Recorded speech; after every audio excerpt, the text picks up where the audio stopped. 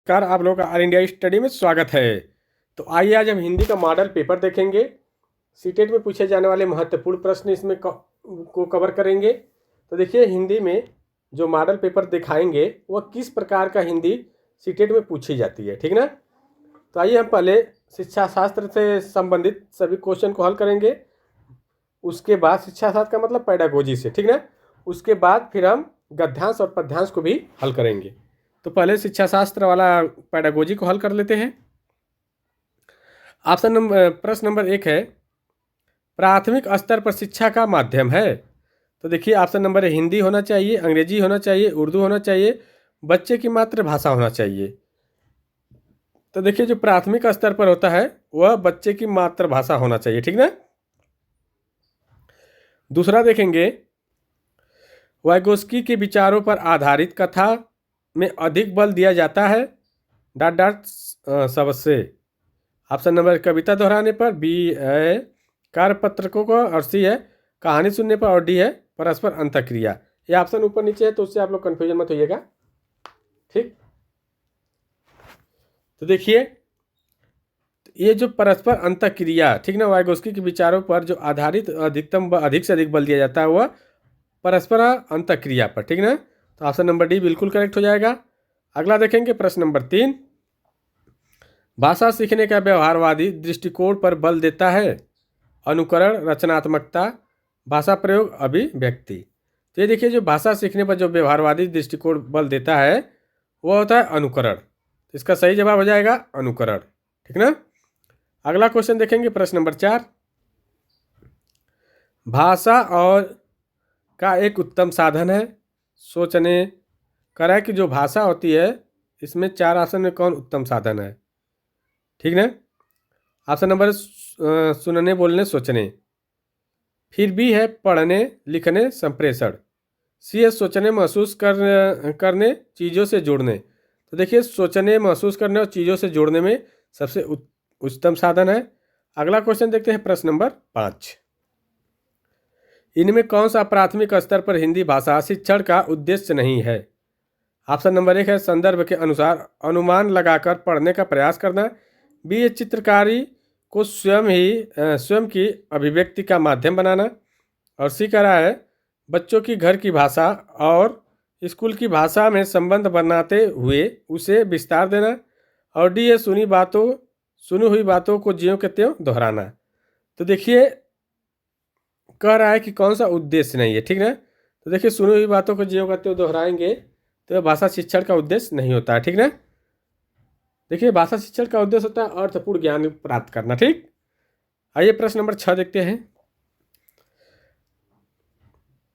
कक्षा अध्यापक द्वारा रिपोर्ट कार्ड तैयार करना किस विधि से संबंधित है। तो देखिए, कह रहा है कक्षा अध्यापक द्वारा रिपोर्ट कार्ड तैयार करना, इसका मतलब है कि वह क्या कर रहा है, निरीक्षण या संचयी आलेखन या रेटिंग स्केल या जांच विधि। तो ये देखिए, यह संचयी आलेखन की बात कर रहा है, रिपोर्ट कार्ड तैयार कर रहा है, संचयी आलेखन की बात है। तो ऑप्शन नंबर बी करेक्ट हो जाएगा। अगला क्वेश्चन देखेंगे प्रश्न नंबर 7। प्रश्न नंबर 7 है, सौरभ कक्षा में बोलते समय झिझक महसूस करता है, एक शिक्षक की दृष्टि से आप उसे दूर करने के लिए क्या कर सकते हैं। ऑप्शन नंबर ए, उससे प्रश्न ना पूछकर गलत बात, उससे अधिक बोलने का कार्य देकर, और उसे अधिक बोलने की सलाह न देकर, और डी है भाषिक क्रियाकलापों में शामिल ना करके। कह रहा है कि अगर सौरभ कक्षा में बोलते समय झिझक महसूस कर रहा है तो इसका मतलब एक शिक्षक के नाते आप उसे दूर करने के लिए क्या कर सकते हैं।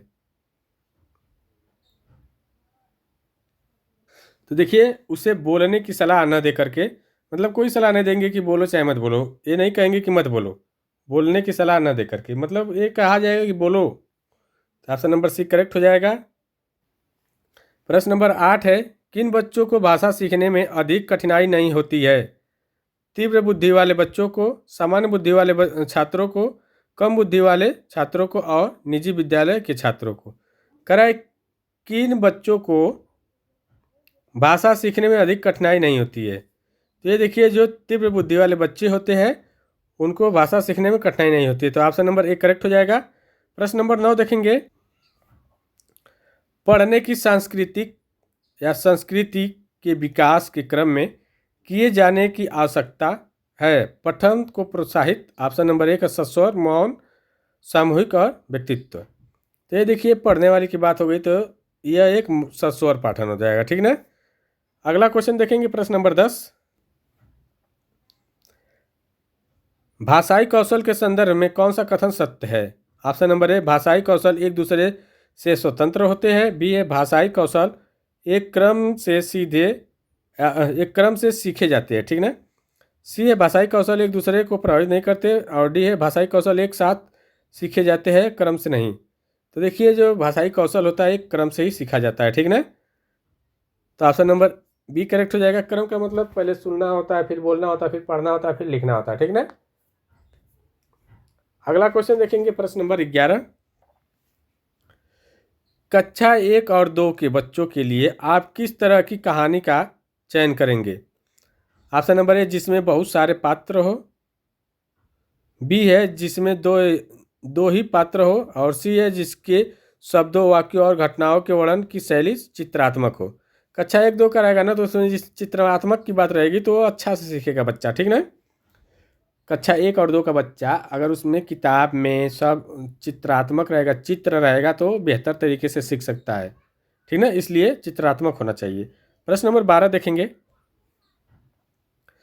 हिंदी प्रयोगशाला के विविध रूपों को जानने के लिए सर्वाधिक उपयोगी साधन हो सकता है।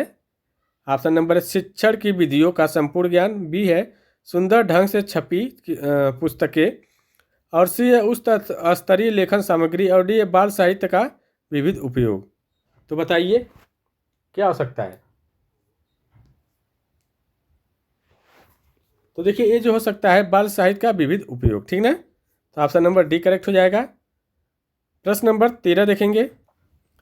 देखिए प्रश्न हल कर लीजिए, आपने आप हल करिए इस चीज़ को, क्योंकि आप आखिरी अब 2 दिन बचा हुआ पेपर, आप कितना हिंदी सेक्शन में आप हल कर ले रहे हैं, कितना नंबर ला सकते हैं, ठीक ना। ये मॉडल पेपर ही है। प्रश्न नंबर 13 है, प्राथमिक स्तर पर बच्चों के लिए बाल साहित्य के चयन का मुख्य आधार क्या होना चाहिए। तो देखिए बच्चों के लिए जो मुख्य आधार होना चाहिए वो रोचक विषय वस्तु होनी चाहिए, ठीक ना, जिससे बच्चे उत्तेजित हो पढ़ने में। अगला क्वेश्चन देखेंगे, प्रश्न नंबर 14 है, कक्षा में कुछ बच्चे लिखते समय वर्तनी संबंधी त्रुटियां करते हैं, एक भाषा शिक्षक के रूप में आप क्या करेंगे। बताइए। ऑप्शन नंबर 1 है उन्हें सख्त निर्देश देंगे कि वे आगे से गलती न करें। बी है उनकी त्रुटियों पर बिल्कुल ध्यान नहीं देंगे। सी है उनसे शब्दों को 20 बार लिखने के लिए कहेंगे। और डी है शब्दों का सही रूप लिखते हुए बच्चों को दोनों तरह के शब्दों का अवलोकन करके अंतर पहचानने का अवसर देंगे। तो देखिए इसका जो सही जवाब हो जाएगा, शब्दों का सही रूप लिखते हुए बच्चों को दोनों तरह के शब्दों का अवलोकन करके अंतर की पहचानने की बात करेंगे। तो ऑप्शन नंबर डी करेक्ट हो जाएगा। आइए प्रश्न नंबर 15 देखते हैं। प्रश्न नंबर 15 है, भाषा हमारे परिवेश में बिखरी मिलती है, यह कथन किस पर लागू नहीं होता है। तो देखिए जो भाषा होता है यह भाषा प्रयोगशाला पर लागू नहीं होता है, ठीक ना। अखबार पर, सनबोर्ड पर, विज्ञापन पर होता है, लेकिन भाषा प्रयोगशाला पर नहीं होता है। तो ऑप्शन नंबर डी हो गया।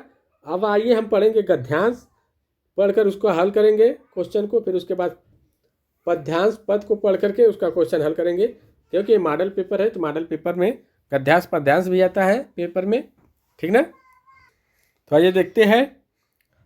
निर्देश है गद्यांश को पढ़कर निम्नलिखित प्रश्नों के उचित उत्तर विकल्प को चुनिए, ठीक है। तो पहले हम गद्यांश को पढ़ लेंगे, उसके बाद उसका उत्तर देखेंगे। प्रश्न आएगा, प्रश्न को देख करके उत्तर बताएंगे। तो आइए पढ़ते हैं। कैसे मंगलमय प्रभात की कल्पना थी और कैसे अंधेरी कालरात्रि आ गई है।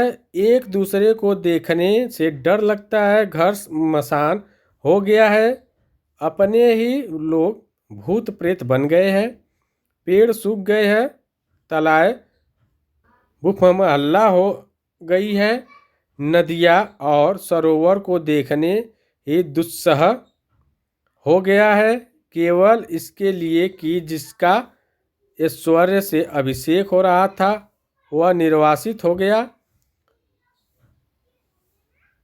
उत्कर्ष की ओर उन्मुख समसी का चैतन्य अपने ही घर से बाहर कर दिया गया।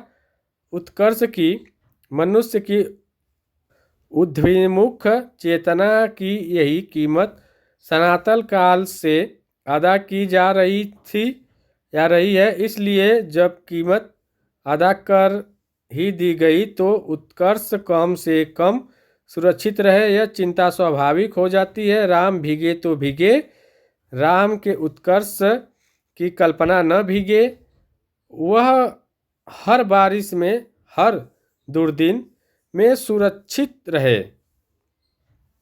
नर के रूप में लीला करने वाले नारायण निर्वासन की व्यवस्था झेले, पर नर रूप में उनकी ईश्वरता का बोध दमकता रहे। पानी की बूंदों की झालर में उनकी दीप्ति छिपने न पाए। उस नारायण की सुख सेज बने। अनंत अवतार लक्ष्मण भले ही भीगते रहे, उनका दुपट्टा उनकी और निशी जागर न भीगे। शेषी नारायण के ईश्वर का गौरव अनंत शेष के जागर संकल्पना से ही सुरक्षित हो सकेगा, और इन दोनों का गौरव जगजननी आदिशक्ति के अखंड सौभाग्य सीमंत सिंदूर से रक्षित हो सकेगा। उस शक्ति का एक निष्प्रेम पाकर राम का मुकुट है, क्योंकि राम का निर्वासन वस्तुतः सीता का दुहरा निर्वासन है। राम तो लौटकर राजा होते हैं, पर रानी होते ही सीता राजा राम द्वारा वन में निर्वासित कर दी जाती है। राम के साथ लक्ष्मण है, सीता वन पशुओं से घिरी हुई विजन में सोचती है। प्रसव की पीड़ा हो रही, कौन इस वेला में सहारा देगा? कौन प्रसव के समय प्रकाश दिखलाएगा? कौन मुझे संभालेगा? कौन जन्म के गीत गाएगा? ये तो हमारे यह गद्यांश है। अब आइए हम इसका क्वेश्चन हल करते हैं, ठीक ना। क्वेश्चन है, कैसे मंगलमय प्रभात की कल्पना थी और कैसी अंधेरी कालरात्रि आ गई के लेखक का तात्पर्य क्या है? तो देखिए, इसका मतलब यह लेखक का तात्पर्य यही था कि राजा राम का क्या होने वाला था, राज्याभिषेक होने वाला था, लेकिन उनका राज्याभिषेक न होकर के क्या हो गया, उन्हें वन को जाना पड़ गया, ठीक है। तो देखिए, श्री राम का राज्याभिषेक की कल्पना की थी, परंतु श्री राम को वनवास मिल गया। तो इसका ऑप्शन सी करेक्ट हो जाएगा। प्रश्न नंबर 17 देखेंगे। जिसका ऐश्वर्य से अभिषेक हो रहा था वह निर्वासित हो गया। ये पंक्ति लेखक ने किसके लिए कही? किसके लिए कही है? मतलब अभिषेक होना था, मतलब राजगद्दी होने वाली थी राम की ना, तो राम के लिए कही है। तो ऑप्शन नंबर सी है, राम के लिए। आप लोग वीडियो थोड़ा भगा करके देख लीजिएगा उसको, ठीक ना। पीछे कर करके वीडियो को आप लोग देख लीजिएगा, कहाँ क्वेश्चन का पूछ रहा है। मैं सिर्फ बता दे रहा हूँ, मुझे समझ में आ गया है पूरा। तो घर मसान हो गया, लेखक का क्या तात्पर्य है? तो देखिए, घर मसान का मतलब होता है कि घर भूत प्रेत से डर गया था ना, ठीक ना। घर में भूतों प्रेतों का डेरा हो गया, भूत प्रेत होने आ गए, घर में रहने लगे। मसान का मतलब होता है डरावनी जगह जहाँ पर भूत प्रेत रहते हैं, ठीक ना। तो घर में भूत प्रेतों का डेरा हो गया, तो ऑप्शन नंबर सी हो जाएगा। प्रश्न नंबर 19 देखते हैं। उत्कर्ष का विलोम शब्द निष्कर्ष, अपकर्ष, अपसय, अनुस्वर, ठीक ना। करा उत्कर्ष का विलोम क्या होगा? उत्कर्ष का विलोम अपकर्ष होता है, तो इसका सही जवाब हो जाएगा अपकर्ष। प्रश्न नंबर 20 देखेंगे। 20 है, राम भीगे तो भीगे, राम के उत्कर्ष की कल्पना न भीगे से आशय क्या है? राम भीग जाए बी है राम की कल्पना भीग जाए, राम राज्य की कल्पना न भीगे, और राम का यश समाप्त न हो।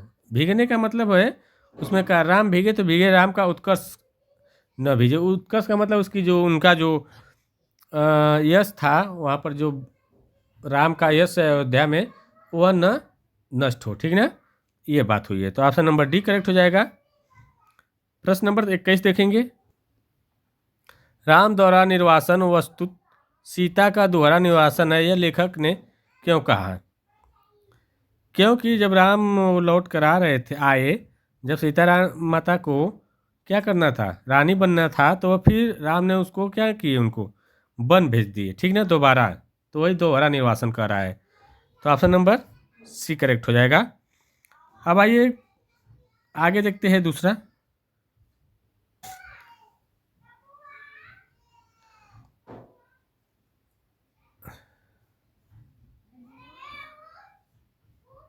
रहीम के जीवन के इसी इंद्रधनुष को पानी के कतरे कतरे में उगते देखा था, वही मोती में अब बनकर उसकी श्री शोभा और मूल्यवान बढ़ाता है, मूल्यवानता बढ़ाता है। ठीक ना, आदमी से यही तेजस्वी स्वाभिमानी उर्वर उर्वर पौरुष और करुणा की आर्द्रता बनकर उच्छिप्त होता है। आटे में यही रस बनता है, स्वाद बनता है, और रोटी बनकर भूख की आग को बुझाता है। मंगल ग्रह पर वैज्ञानिकों ने वाष्प की एक बुदनुमा आकृति देखी और उनके चेहरे चमक उठे। पानी जीवन की निशानी है, पानी जीवन का पर्याय है, पानी से ही जीवन जागृत होता है। उपनिषद का ऋषि कहता है, इस संसार में पहले कुछ नहीं था, कुछ भी नहीं था, पानी ही पानी था। पानी का पारावार, उससे ही हिरण्यगर्भ ने जन्म लिया और सृष्टि का विकास हुआ और प्राणियों की श्रृंखला चल पड़ी। कबीर का दार्शनिक भी यही कहता है, जल में बुफंत बुफल बुफम्ब बुफम्ब से जल है, ऊपर नीचे पानी, पू फटा बुफम्ब जल, जल ही समाना। यह तथ कथो मियानी, जल में ही जीवन की ज्योति जागती है। अतः किसी ग्रह पर एक बुधनुमा वाष्प का आभास हो जाना ही वहाँ जीवन की आर्द्रता की आश्वस्ति है। वहाँ कोई न कोई बैक्टीरिया, परमाणु प्रभाव, जीव जैसे कुछ भी वहाँ हो सकता है। अपनी लीला रचे हुए जल की एक वाष्प बूंद भी जीवन लीला को, विकास, संभावनाओं के सपनों को संजोए रखती है। तो ये देखिए हमारा क्या था, इसको पढ़ लिए, अब इसका उत्तर देंगे। ठीक ना, ये है मॉडल पेपर, इसी प्रकार का पेपर आता है। तो देखिए गद्यांश में लेखक ने किसके महत्व का वर्णन किया है। देखिए पानी की बात हर जगह हुई है ना, पानी की बात हर जगह हुई है, पानी की बात हर जगह, जो पानी जीवन है, पानी ही महत्व बताया। ठीक ना, तो यहाँ पर पानी हो जाएगा, मोती वोती की बात नहीं हुई, पानी की बात हर जगह बताया है। दूसरा देखेंगे, मंगल ग्रह पर वैज्ञानिकों ने क्या देखा, जमीन, मोती, दूसरे ग्रह के लोग, वाष्प की बूंदें और एक बुधा आकृति। मंगल ग्रह पर जो देखा गया है वाष्प की बूंदें और एक बुधा आकृति। ठीक ना। प्रश्न नंबर 24, लेखक ने जल को किसका पर्याय माना है। देखिए जल का लेखक जो माना है, जल का पर्याय अभी हम पढ़े हैं ना, तो उसमें जीवन का। ठीक ना, तो यहाँ जीवन की बात हो गई, जीवन का पर्याय माना है। प्रश्न नंबर 25 देखेंगे, पानी का पारावार में, पारावार शब्द संबंधित है, पारावार का मतलब होता है भंडार। ठीक ना, तो ये भंडार हो जाएगा। प्रश्न नंबर 26 है, उपनिषद का ऋषि क्या कहता है? ऑप्शन नंबर 1 है, इस संसार में पहले जल के सिवाय कुछ नहीं था, जल से ही हिरण्यगर्भ गर्भ से जन्म लिया, ये भी कहा है। जल से सृष्टि का विकास हुआ और प्राणी श्रृंखला बनी, ये भी कहा है। तो उपरोक्त सभी कहा है। ऑप्शन नंबर डी करेक्ट हो जाएगा। प्रश्न नंबर 27, जल में कुंभ, कुंभ में जल है, कथौ ज्ञानी, ये पंक्तियाँ किसकी है? तो अभी बताए रहीम दास की है, तुलसीदास की है, कि कबीरदास की है? बताइए, आइए दिखाते हैं। कौन कहे हैं? ये कबीरदास कह रहे थे, ठीक ना। अगला देखेंगे, प्रश्न नंबर 28, ज्ञानी का तत्सम शब्द क्या है? तत्सम मतलब जो तत्सम शब्द होता है ज्ञानी का, तद्भव तत्सम होता है ना, तो ज्ञानी हो जाएगा, ठीक ना। ज्ञानी का ज्ञानी, संस्कृत से हिंदी बनी हुई, हिंदी से संस्कृत बनी है, तो उसमें कुछ जोड़ा जाता है, मतलब परिवर्तन हुआ है इसीलिए, ठीक ना। प्रश्न नंबर 29 है, चेहरे चमक उठे मुहावरे का अर्थ क्या है? चेहरे चमकने लगे, चेहरे पर खुशी झलकने लगी, चेहरे पर शांत रोशनी पड़ने लगे, खुश होना। तो देखिए, चेहरे पर चमकना का मतलब चेहरे पर खुशी झलकने लगी, ठीक ना। आइए प्रश्न नंबर 30 देखते हैं। वैज्ञानिक शब्द की प्रयुक्त प्रत्यय है, तो वैज्ञानिक में प्रत्यय क्या है? इक, इक, वैज्ञानिक, इक। तो ऑप्शन नंबर सी करेक्ट हो जाएगा। देखिए, वीडियो अच्छी लगी हो तो चैनल को लाइक शेयर सब्सक्राइब जरूर कर दीजिए, क्योंकि ये मॉडल पेपर इसी प्रकार का आएगा। पेपर बस 2 दिन और बचा हुआ है, आप लोग जितना मेहनत करना है कर लीजिए, ठीक ना। तो वीडियो को समाप्त करते हैं, अब मिलते हैं अगले वीडियो में, तब तक के लिए नमस्कार।